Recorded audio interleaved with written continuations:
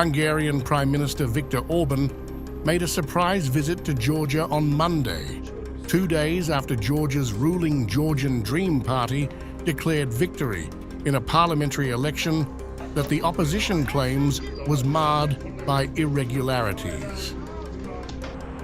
The election results struck a blow to Georgia's pro-European factions, who view the ruling party's victory as a setback for the country's EU integration efforts.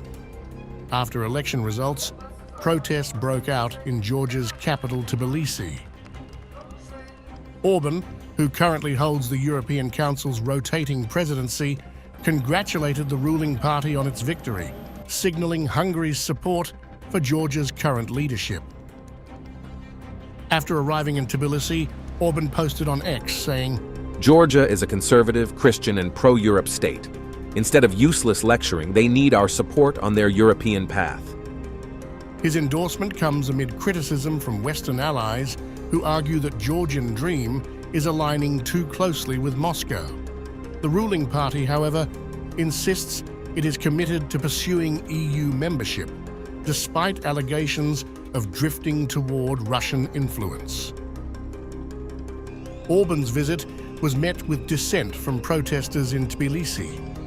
Waving EU flags, they accused him of supporting Georgian Dream and aligning with Russian interests. On Tuesday, Orban received official welcome and was greeted by Georgia's Prime Minister Irakli Kobakhidze. Hungarian Foreign Minister Peter Szijjártó, who joined Orban along with other top officials, described the election outcome as an ugly defeat for liberals.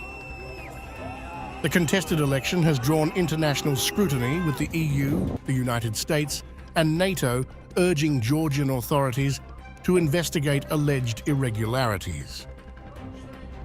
Georgian President Salome Zurabichvili echoed these concerns, accusing the ruling party of employing Russian-style tactics and calling for protests.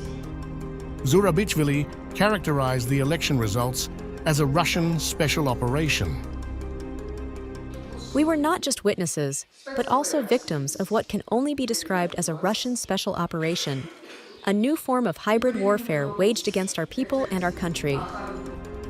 Meanwhile, the European Union on Monday halted Georgia's EU accession process and called for a full and transparent investigation into the electoral allegations.